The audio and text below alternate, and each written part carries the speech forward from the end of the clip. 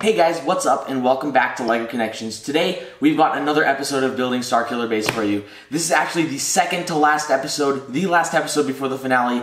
We're going to be covering something really cool in today's episode. Something I've been working on behind the scenes a lot, but I've also been doing a little work on camera during some live streams. If you were here for the last live stream, you would have seen that we were installing some lighting. That's going to be one of the topics for today. And if you remember way back a bunch of live streams ago, we were installing motor into the base as well. So those are the two things that we're going to be talking about today the most, lighting and motors. It's going to be a super exciting episode. I've got a bunch of really cool lights installed in the base from Light My Bricks, so I can't wait to show you guys what's going on. So without further ado, let's dive into the episode.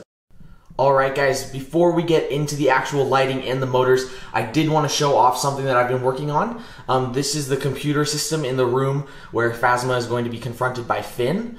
So this is going to be the computer room. I also have a Last Jedi poster there from Eclipse Graphics. It's pretty cool. Just a little Easter egg there because it's my favorite Star Wars movie. So yeah, this is the control center room. Then if we pan over here, we have the analysis room. So there's some items here to be analyzed. There's a droid head. Back there we have some Kyber crystals, which you'll see more in depth in a little bit. And then over there we have a little Anubis head from the Indiana Jones sets as a little Easter egg as well. But that's not what we're in this episode for. We're going to dive into the motors and the lighting right now, guys. Alright guys, so there are a couple sections in Starkiller Base that involve lighting. So there's going to be two rooms in the back that you can see. This room's going to have a light as well as this room up here. I don't have minifigures on display just because I really want to emphasize the lighting in this episode. So if there's a little latch over here, you can open this, and then we actually have a little switch, a little battery pack right here. You can turn this on, and you'll see the lights turn on in the back. So yeah, there's a couple lights in here. I'm going to show the lights more in depth right now. Alright guys, so here's the first light. It is a Kyber Crystal in the back there, lit up by a small LED light.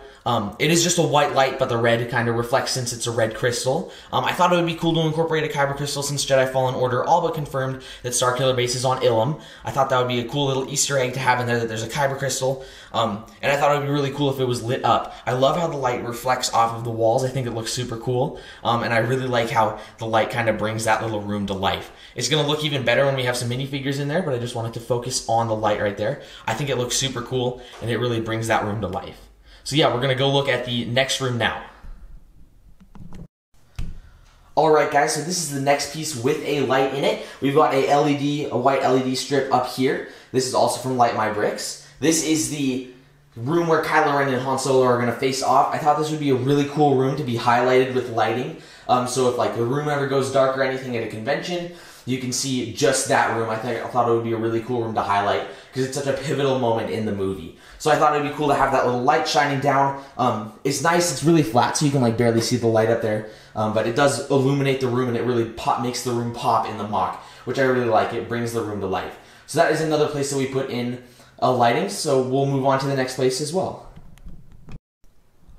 Alright guys, the third place that we put a light in, it's another one of those little LED lights that fits inside like a stud area where we lit up the turret. So the turret can be lit up and it can look like it's firing here. We have this is a piece from the Death Star, the UCS or Master Builder Series Death Star. And it just is sitting right in there, and it lights it up so it looks like the cannon is firing. I think it adds a really cool detail to the cannon itself. I think it kind of brings it up, makes it look a little cooler. It has that firing effect, which I think looks really cool and brings the cannon to life. I just love these lights, and they are really bringing the mock to life and making it look really cool. So this one I know is a little hard to see right now. Don't worry, at the end of the video I'm going to be showing all the lights at night as well. It's a completely dark room, just showing off the lights. So with that, we're going to move to my favorite piece of lighting that we have in the mock. Alright guys, so this is my favorite part of the lighting. We were just working on this in the past live stream, and Light My Bricks sent out that connector board that I needed. They actually were awesome. They sent me out 2. I only needed 1. So thank you to Light My Bricks for that. I really appreciate it. They sent me out 2 of the connector boards, which is great, so I can do more stuff with lighting in the future, for example in Scarif. But we have a secret panel here. That just pops off, and then if we turn on the lights, we have a couple light up lightsabers there. So Kylo Ren and Rey both get a lightsaber that lights up. It's going to look super cool in the dark when I show off that. It's going to look really awesome in the dark. You can kind of see it now, but in the dark they look really cool. So yeah, that is the second feature. Then this can just go back on there, kind of covers up the area, and they have their lightsabers on and they're ready to fight, which I think is super cool. I love these lights. Light Mavericks did a great job with this product, and I think that the lights really bring the Mach to life. So with all the lights being shown off, now we get to look at the motor that we've been waiting to show off since halfway through this series when we were putting it into the base. So without further ado, let's dive into that. Alright guys, so here's a look at the front of Starkiller Base, at the actual base. This door is actually what is motorized. So I'm going to show you how to do that, how I did that. So it is done with a boost kit. So I took the boost move hub as well as the boost motor, and then I coded this in the boost program.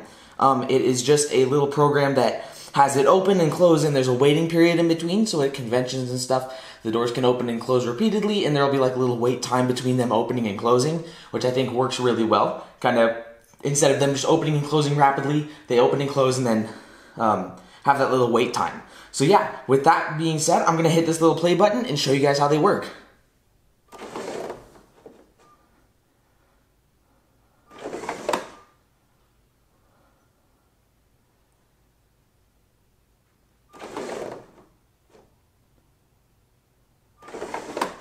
So yeah, that's the motor system. I have it running just 3 times right now. I'll have it running more times when I take it to like conventions and stuff. But yeah, that's how the motor system works. It just opens and closes, and it has that little wait period in between. I think it works really cool, and it brings the Mach to life a lot.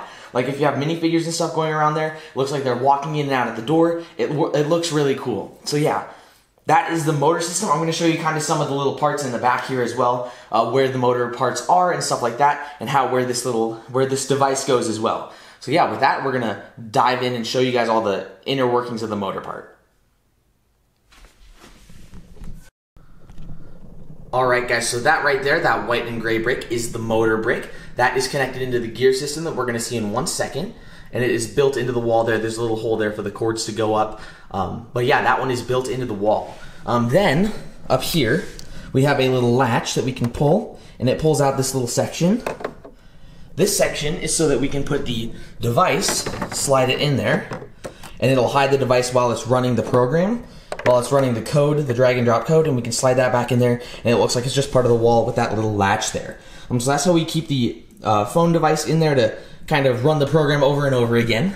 And then over here, this latch, this one you can pull out, and this one shows where the move hub is, as well as the battery brick for the lights that are in this section of the base. So yeah, this is the move hub. It's tucked in there. It's built into the ground, but it is easy to remove just in case we need to change the batteries or something like that. And then over here, we have the gear system. So this is the gear system. It's pretty colorful in there because it's not the part of the base that's seen. But yeah, it works really well. These doors are on little tile tracks so that they can just slide across with less friction. And the door system works pretty well. It rarely breaks, and when it does, it's pretty easy to fix. So it works really well. That's the gear system, how the gears are oriented to make the doors open and close.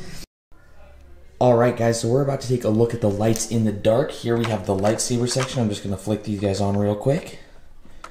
And there we go.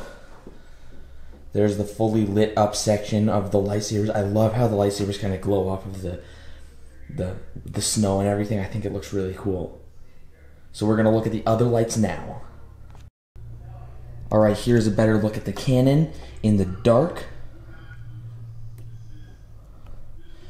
You can see that light, it just lights up like it's shooting out of the cannon. I think it looks super cool. Here's a better look at the Kylo Ren and Han Solo room. I think the light really complements the area, and it really makes it pop. Like if we stand back here, you can really like notice that area. It like really brings it out. Alright guys, and then here is the crystal room. You can see the crystal back there, hidden behind a minifigure that he's working on it. So yeah, those are all the lights, guys. If we just take a step back, we can kind of see more of them. So yeah, with that, we're going to round out the video. Alright guys, so that is the end of the last episode before the finale. I thought we covered some really cool stuff today. I love how the lights and the motors kind of really make the Mach pop, and they really bring it to life, kind of giving it those features that make it look super cool. I love the things that they add in, make the Mach look really nice. They kind of add this extra level to it. raising it above what it could have been before. So yeah, with that, we're going to end the video. If you guys are excited, the finale is coming out soon. We're going to be doing a 4K kind of run through of the whole mock, kind of what it looks like, all the special features and Easter eggs, stuff like that.